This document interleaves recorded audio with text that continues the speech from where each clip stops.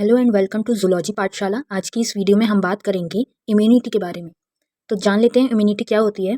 Every day our body is exposed to numerous infection agents but only a few cause diseases. This is because our body has a defence mechanism known as immunity which enables it to resist infection and combat pathogens. मतलब कि वो क्या कह रहे हैं कि रोज़ की दिनचर्या में हमारी जो बॉडी होती है वो काफ़ी सारे इन्फेक्शियस एजेंट्स की मतलब कह लो कांटेक्ट में आती है या एक्सपोज्ड होती है उसको, लेकिन उसमें से कुछ ही ऐसे इन्फेक्शंस एजेंट्स होते हैं जो हमारी बॉडी में कोई टाइप की डिसीज़ या एलर्जी को क्रिएट कर पाते हैं या कॉज कर पाते हैं। तो ऐसा क्यों होता है? क्योंकि हमारी जो बॉडी है उसके पास एक डिफेंस मैकेनिज्म है जो क्या कहलाता है, इम्यूनिटी कहलाती है, जो कि हमें किसी भी डिसीज़ से या फिर कोई भी ऐसे इन्फेक्शियस एजेंट्स हैं, पैथोजेंस हैं, उनसे लड़ने में, कॉम्बैट करने में मदद करती है। ठीक है। इम्यूनिटी की अगर हम डेफिनेशन लिखना चाहें तो हम लिख सकते हैं immunity is the ability of the body to fight against diseases causing organism with the help of the immune system. जो इम्यूनिटी है वो बॉडी की वो एबिलिटी है, वो क्षमता है जो उसे फाइट करने में मदद करती है कोई भी डिसीज कॉजिंग ऑर्गेनिज्म से, पैथोजन से। किसकी मदद के द्वारा? हमारा जो इम्यून सिस्टम है उसकी मदद के द्वारा। It is broadly classified into, अब ये किन किन कैटेगरीज में बांटा जा सकता है हमारी इम्यूनिटी को? इन्नेट इम्यूनिटी फर्स्ट हो गई हमारी, और सेकंड क्या है? Acquired immunity. इन्नेट इम्यूनिटी वो इम्यूनिटी होती है जो मतलब कि हमारे पास बर्थ से ही प्रेजेंट होती है, नॉन स्पेसिफिक होती है ये। ठीक है। एक्वायर्ड इम्यूनिटी वो होती है जो हमारी टाइम के साथ में डेवलप होती है या फिर हम उसे मतलब खुद एक्वायर करते हैं। ठीक है। इन्नेट इम्यूनिटी के बारे में पढ़ते हैं। Innate immunity is the bodies first line of defence and is present at birth. Innate immunity जो होती है वो बॉडी का सबसे पहला डिफेंस मैकेनिज्म है और वो बर्थ के टाइम से ही हमारी बॉडी में प्रेजेंट रहता है। It provides a general defence against pathogens and does not target specific organism. जो हमारे पैथोजेंस हैं, जनरल पैथोजेंस हैं, उनके अगेंस्ट में डिफेंस प्रोवाइड कराती है हमारी बॉडी को, और मतलब कुछ कुछ ऑर्गेनिज्म ऐसे होते हैं जिनको ये अफेक्ट नहीं करती या टारगेट नहीं करती। This immunity is achieved through various barriers that prevent the entry of foreign agents. ये इम्यूनिटी में ऐसे बैरियर्स होते हैं या ऐसे बैरियर से अचीव होती है ये इम्यूनिटी जिसमें हमारा कोई भी फॉरेन एजेंट है, पैथोजन है, वो हमारी बॉडी में एंटर ना कर पाए, ऐसे इसमें बैरियर्स रहते हैं। ठीक है। टाइप्स ऑफ बैरियर्स देख लेते हैं इन्नेट इम्यूनिटी में कौन कौन से होते हैं। सबसे पहला है हमारा फिजिकल बैरियर्स। फिजिकल बैरियर्स में हमारा सबसे पहला आ गया skin. Skin acts as the primary protective shield against microbial entry. जो हमारी स्किन होती है वो एक प्रोटेक्टिव शील्ड की तरह वर्क करती है किसी भी माइक्रोबियल एंट्री को हमारे बॉडी में होने से। ठीक है। सेकेंड क्या है हमारा? Mucus membranes. म्यूकस मेम्ब्रेन्स जो होती हैं found in the respiratory, gastro intestinal and urogenital tract, traps and remove microbes. ये जो म्यूकस मेम्ब्रेन्स होती हैं ये हमारे रेस्पिरेटरी सिस्टम में, गैस्ट्रो इंटेस्टिनल सिस्टम में या फिर यूरोजेनिटल ट्रैक्ट में भी पाई जाती हैं। ठीक है। और ये क्या करती हैं? ये भी जो पैथोजेंस हैं, माइक्रोब्स हैं जो हमारी बॉडी के लिए हार्मफुल हो सकते हैं, उनको ट्रैप करती हैं और उनको वहाँ से रिमूव करने में मदद करती हैं। ठीक है। अब सेकंड जो है हमारा बैरियर वो क्या है? Physiological barriers. फिजियोलॉजिकल बैरियर्स में हमारा आ गया स्टमक एसिड। स्टमक में जो एसिड होता है जो कि क्या होता है? HCl।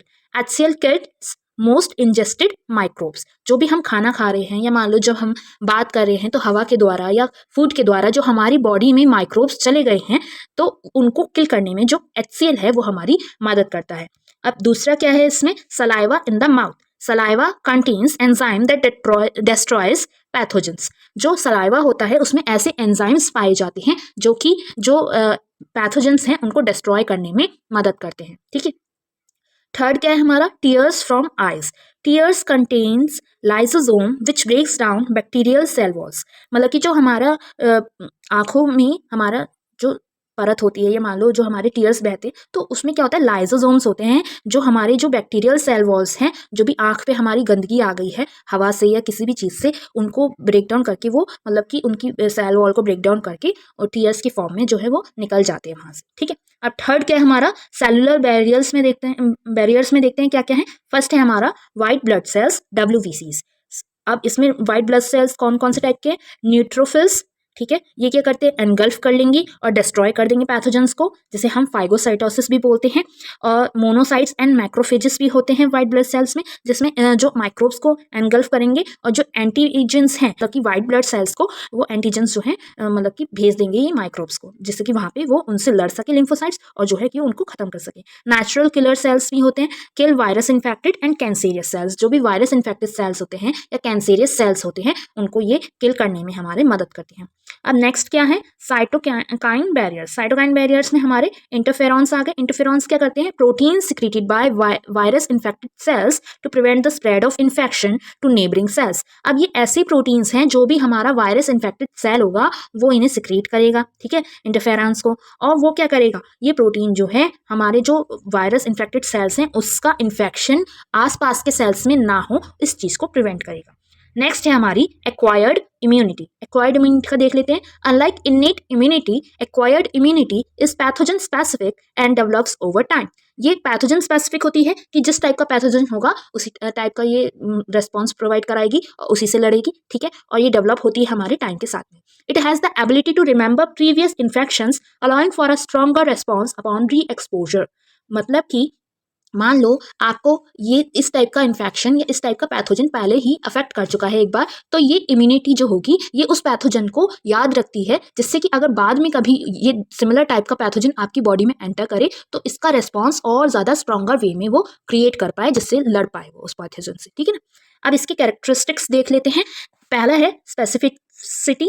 स्पेसिफिसिटी में देखें तो ये टारगेट स्पेसिफिक पैथोजेंस होते हैं, मतलब कि जैसे कि जो पैथोजन होगा उसी को टारगेट करेगी, उसी स्पेसिफिक पैथोजन को टारगेट करेगी, ठीक है। मेमोरी देख लेते हैं। Retains information about past infections for a quicker secondary response. अभी हमने बताया कि अगर मान लो पास्ट में वो सेम टाइप का आपको इन्फेक्शन हो चुका है तो ये उसकी इन्फॉर्मेशन जो है अपने अंदर रखती है, जिससे कि ये दोबारा से जब वो पैथोजन अटैक करे तो उसका रेस्पॉन्स जो है क्विकर या फिर क्विकली दे सके, ठीक है। प्राइमरी रेस्पॉन्स क्या होता है इसका, the first encounter with a pathogen producing a slow and week immune reaction. जो फर्स्ट एनकाउंटर होता है, जब पहली बार कोई नया टाइप का पैथोजन इसमें मतलब आएगा इसकी नज़र में, तो इसका जो रिएक्शन होगा वो बहुत स्लो होगा और थोड़ा वीक भी होता है। सेकेंडरी रिस्पॉन्स जो होता है वो कैसा होता है, वो रैपिड होगा, स्ट्रॉन्ग होगा, और जो री एक्सपोजर हो रहा है सेम पैथोजन का, तो ये मतलब कि बहुत अच्छे से उससे लड़ने में हमारी मदद कर पाएगी। अब टाइप्स ऑफ एक्वायर्ड इम्यूनिटी देख लेते हैं। फर्स्ट है हमारी ह्यूमोरल इम्यूनिटी या फिर एंटीबॉडी मेडिएटेड इम्यूनिटी। ये कैसे होती है, carried out by B lymphocytes, B cells which produce antibodies against pathogens. ये हमारे जो बी लिम्फोसाइट्स होते हैं उनके द्वारा हमारी ये इम्यूनिटी बनती है, ठीक है। और इसमें क्या होता है, जो पैथोजेंस हैं उनके अगेंस्ट में बी लिम्फोसाइट्स जो हैं एंटीबॉडीज प्रोड्यूस करते हैं, जो उन पैथोजन से लड़ने में हमारी मदद करती है। Antibodies are proteins that neutralise anti agents. अब ये एंटीबॉडीज क्या होती हैं, एंटीबॉडीज कुछ प्रोटीन्स होते हैं जो कि हमारे जो एंटीजेंस हैं, मतलब कि जो हमारे पैथोजेंस के जो ऐसे एजेंट्स हैं या जो ऐसी कैरेक्टरिस्टिक्स हैं जो हमारे बॉडी में हार्मफुल हैं, उनको हार्म पहुंचा रहे हैं, उनके अगेंस्ट में न्यूट्रलाइज करने में उनको मदद करती है, ठीक है, एंटीबॉडीज़ जो है। अब मेजर क्लासेस अगर हम देखें एंटीबॉडीज़ की, और एंटीबॉडी का स्ट्रक्चर भी आपको यहाँ डायग्राम देखने को मिल रहा होगा स्क्रीन पे। एंटीबॉडीज़ देख लेते हैं। 4 टाइप की एंटीबॉडीज़ हैं, IgA, IgM, IgE और IgG, ठीक है। वैसे 5 टाइप्स की होती हैं, IgI भी होती है, वो आपको बाद में पढ़ने की नहीं मिलेगी, ठीक है। IgA का क्या काम है, found in mucosal secretions, for example saliva, tears, breast milk. ये जो IgA होता है इम्यूनोग्लोबिन IgA, ठीक है।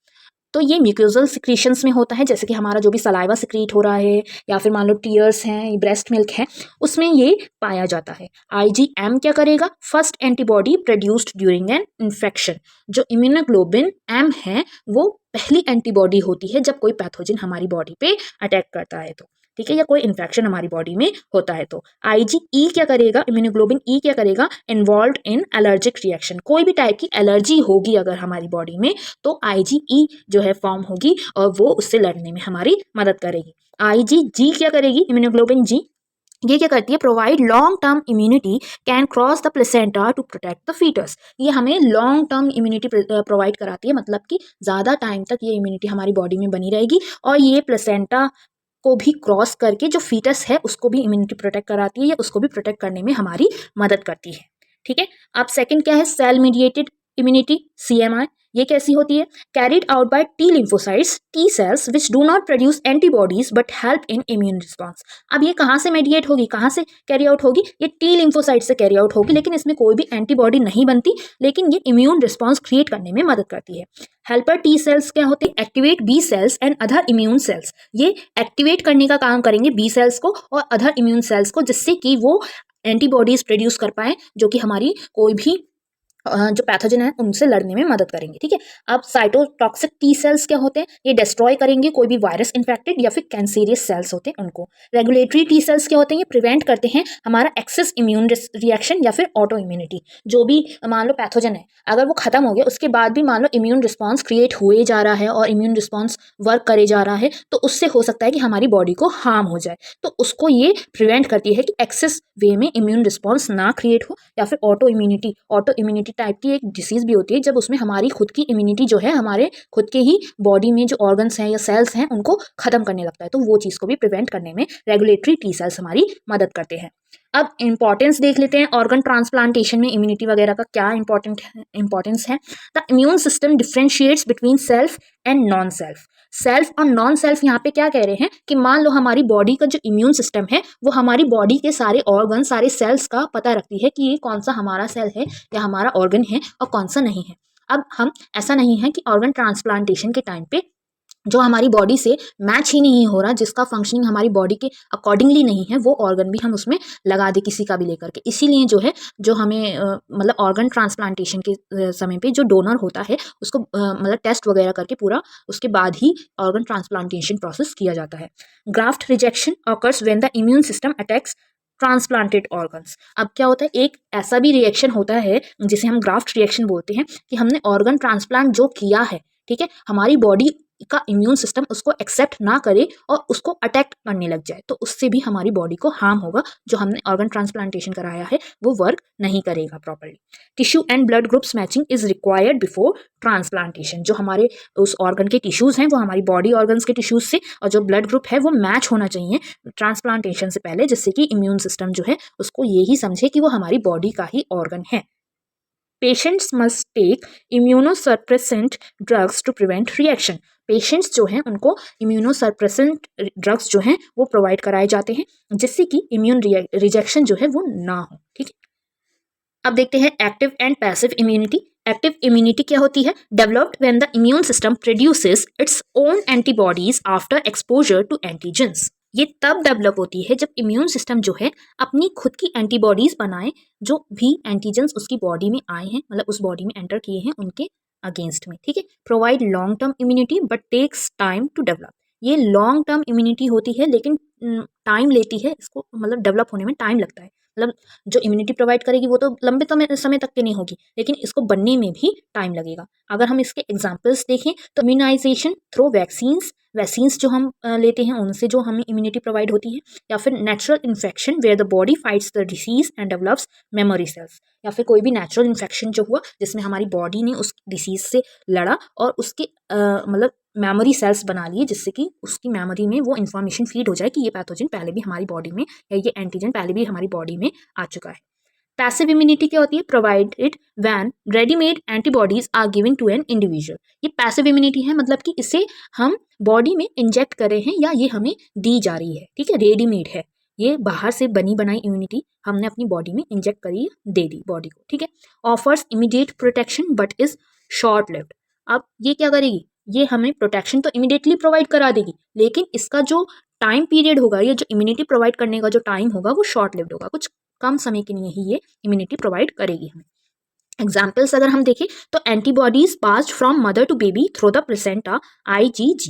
जो भी एंटीबॉडीज हैं जो हमारी मदर से बेबी में गई हैं प्लेसेंटा के थ्रू, जैसे कि हमारी जो IgG थी, वो क्या है? एक पैसिव इम्यूनिटी है, मदर ने बनाई और बेबी को पास कर दी। ठीक है, तो ये शॉर्ट लिव्ड पीरियड के लिए उस बेबी को इम्यूनिटी प्रोवाइड करने के लिए काम करेगी। ठीक है, antibodies in colostrum IgA, the first milk of a mother which protects newborn's. जो अभी फर्स्ट मिल्क होता है लैक्टेशन की प्रोसेस के बाद में, जो फर्स्ट फ्यू डेज हमारा जो मिल्क आता है उसे हम कोलेस्ट्रम बोलते हैं। उसमें IgA प्रेजेंट होती हैं एंटीबॉडीज, और ये जो न्यूबॉर्न्स हैं उनको प्रोटेक्शन प्रोवाइड करती हैं। ठीक है, इन्फेक्शंस ऑफ एंटीसीरम और monoclonal antibodies for protection against certain diseases, for example stake antivenom। जो इंजेक्शन कराते हैं हम कोई भी सीरम टाइप की या फिर मोनोक्लोनल एंटीबॉडीज़ का, ठीक है, किसी भी सर्टेन डिसीज से प्रोटेक्शन के लिए वो पैसिव इम्यूनिटी प्रोवाइड करते हैं। जैसे कि मान लो स्नेक एंटीवेनम जो है वो एक पैसिव इम्यूनिटी प्रोवाइड करने वाली एक एंटीबॉडी या फिर एंटी सीरम है जिसे हम इंजेक्ट करते हैं, ठीक है। अब स्ट्रेंथन करने के लिए इम्यूनिटी को कौन कौन से तरीके हम अपना सकते हैं। हेल्थी डाइट है फर्स्ट है हमारा, जो हेल्थी डाइट में हमें जो लेना चाहिए तो rich in vitamin C D E and minerals zinc iron and selenium. और जो रेगुलर एक्सरसाइजेज हैं वो करनी चाहिए जिससे हमारा इम्यून फंक्शन जो है वो एनहेंस हो। और एडिक्वेट स्लीप लेनी चाहिए हमें 7 to 9 आवर्स की स्लीप, जिससे कि हमारी इम्यूनिटी जो है वो मेंटेन रहे। और स्ट्रेस मैनेजमेंट की प्रैक्टिसेस करनी चाहिए जिससे हमारा जो स्ट्रेस लेवल है वो लो रहे और जो हमारा इम्यून सप्रेशन का जो रिस्क है वो भी कम रहे। और हाइड्रेट रहना चाहिए हमें जिससे कि हमारे जो इम्यून सेल्स हैं वो प्रॉपरली फंक्शन कर पाएँ, ठीक है। और वैक्सीनेशन जो है, वैक्सीनेशन जैसे मान लीजिए बचपन से ही हमें वैक्सीनेशन प्रोवाइड कराई जाती हैं वो हमें ले लेनी चाहिए जिससे कि सही टाइम पे, जिससे कि जो हमारी इम्यूनिटी है वो बनी रहे सर्टेन टाइप की डिसीजेज जो हैं उनसे, ठीक है। गुड हाइजीन प्रैक्टिसेस को हमें अपनाना चाहिए, हमें फ्रिक्वेंटली हैंड वॉश करना चाहिए और फूड हैंडलिंग मतलब कि सही तरीके से, साफ तरीके, स्वच्छ तरीके से हमें करना चाहिए, ठीक है। और स्मोकिंग और अल्कोहल को हमें अवॉइड करना चाहिए क्योंकि इससे हमारा इम्यून सिस्टम जो है वो वीक होता है। अगर हम आज के टॉपिक का कंक्लूजन देखें तो क्या है, immunity is the bodies natural defence system against infection. Immunity जो है बॉडी का नेचुरल डिफेंस सिस्टम है किसी भी इन्फेक्शन के प्रति, ठीक है।